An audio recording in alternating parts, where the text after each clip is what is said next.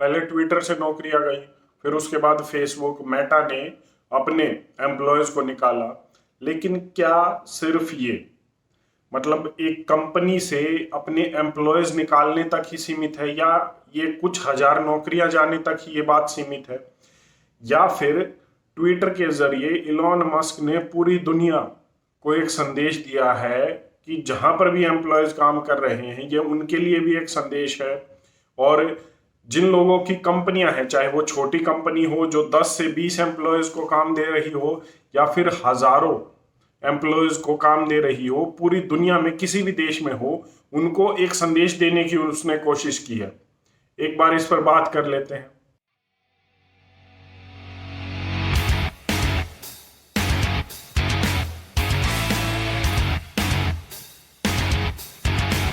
पूरी दुनिया में लेबर ऑर्गेनाइजेशन है, इंटरनेशनल लेबर ऑर्गेनाइजेशन है, हर एक देश में अपनी लेबर कोड्स हैं, जो किसी भी कंपनी में किसी भी सेक्टर में अगर आप काम कर रहे हैं, किसी के भी अंडर है, एम्प्लॉय हैं आप किसी के भी, तो आपके ऊपर होने वाली हर एक गलत चीज की वो सुनवाई करती है।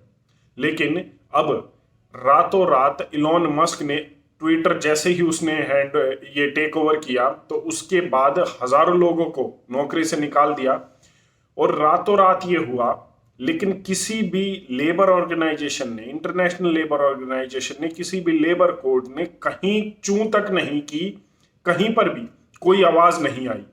और यही नहीं, इसके बाद लगातार इलॉन मस्क ने कहा कि ट्विटर घाटे में चल रहा है, इसके लिए हमें ज्यादा काम करने की जरूरत है, और एम्प्लॉयज को एक हफ्ते में 7 दिन में 80 घंटे से ज्यादा काम करने की जरूरत है। WHO और इंटरनेशनल लेबर ऑर्गेनाइजेशन ने 192 से ज्यादा देशों में एक सर्वे किया था, और उस सर्वे की रिपोर्ट में यह आया था कि अगर आप एक हफ्ते में 55 घंटे से ज्यादा काम करते हैं या 55 घंटे काम करते हैं, तो आपको स्ट्रोक का खतरा 35% बढ़ जाता है, आपको दिल की बीमारी होने का खतरा 17% बढ़ जाता है। और यहां पर इलॉन मस्क कह रहा है अपनी कंपनी के एम्प्लॉयज को कि आप 80 घंटे से ज्यादा काम कीजिए, और WHO और इंटरनेशनल लेबर ऑर्गेनाइजेशन या लेबर कोड्स कहीं कुछ नहीं कह रही, कोई भी बयान नहीं दे रही। तो ये किसको संदेश देने की कोशिश है? ट्विटर के बाद हमने देखा कि फेसबुक ने भी यही किया, रातों रात अपने एम्प्लॉयज को निकाला। और अब धीरे धीरे, एक कहावत है, यथा राजा तथा प्रजा, मतलब चीजें ऊपर जैसी होती हैं नीचे भी वैसे ही ट्रांसफर हो जाती हैं। जब ये ऊपर वाले लोग इस तरीके से करेंगे, जब ये बड़ी बड़ी कंपनियां इस तरीके से करेंगी, उसके बाद छोटी कंपनियां उन्हीं चीजों को फॉलो करेंगी। उन्हें एक शय मिल गई है, उन्हें एक चीज मिल गई है कि आप रातों रात अपने एम्प्लॉयज को निकाल दीजिए, आपके खिलाफ कुछ नहीं होने वाला। लेबर ऑर्गेनाइजेशन, लेबर कोड्स सिर्फ दिखावे के लिए हैं। और अब जो लगातार जो अनएम्प्लॉयमेंट, जो बेरोजगारी बढ़ेगी आर्टिफिशियल इंटेलिजेंस की वजह से, डिजिटलाइजेशन की वजह से, उसमें आप रातों रात एक रोबोट लेकर आ जाइए अपनी कंपनी में और कई एम्प्लॉयज को निकाल दीजिए। अभी तक तो ये था कि लेबर कोर्ट के जरिए, लेबर ऑर्गेनाइजेशन के जरिए वो कोर्ट में जाकर खड़े होता था एम्प्लॉयर, और आपको उसको या तो नौकरी पर रखना पड़ता था या फिर उसको कुछ कंपनसेशन देना पड़ता था। लेकिन अब ट्विटर में ये जो नौकरियों से निकाला गया है, उसके बाद ये सब भी खत्म हो गया है। तो ये एक संदेश देने की कोशिश की जा रही है। आप एक तरफ ये कह रहे हैं कि हफ्ते में 80 घंटे काम करना पड़ेगा, मतलब अगर आप 7 दिन में से 6 दिन काम करते हैं तो आपको हर रोज 13 घंटे से ज्यादा काम करना पड़ेगा। और दूसरी तरफ इलॉन मस्क ने कहा है कि ट्विटर हर महीने 13 मिलियन से ज्यादा खर्च करता है एम्प्लॉयज के खाने के ऊपर, मतलब जो लोग वहां काम करते हैं तो उन्हें खाना भी देना पड़ता है। तो आप 13 घंटे उनसे काम करवाएंगे और ऊपर से खाना भी उनको नहीं देंगे।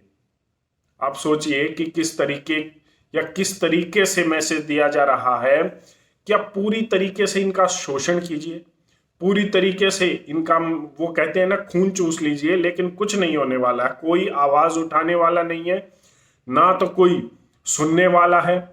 और इस तरीके से आप बेशक से कितने ही एम्प्लॉयज को निकाल दीजिए, कितने ही लोगों को भुखमरी का शिकार कर दीजिए जो आपके अंडर काम कर रहे हैं, कोई पूछने वाला नहीं है। ये कड़ा संदेश है और होगा भी है। मैंने पहले भी अपनी वीडियो में कहा था, ये आने वाले समय में और भी ज्यादा होने वाला है।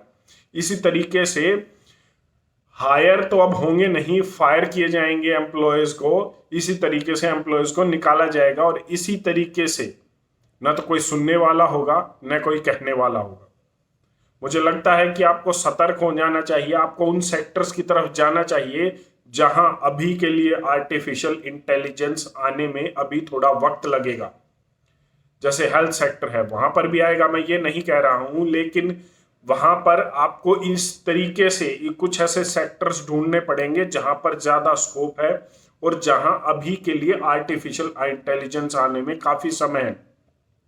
आपको उन चीजों को देखना होगा कि जहां पर रोबोटिक्स अभी, आर्टिफिशियल इंटेलिजेंस अभी काम नहीं कर सकती। मुझे लगता है कि आपको ये तैयारी जल्द से जल्द कर लेनी चाहिए, क्योंकि जिस तरीके से ये लोग आगे बढ़ रहे हैं, मुझे नहीं लगता है कि आपको 5-7 साल से ज्यादा समय देने वाले हैं।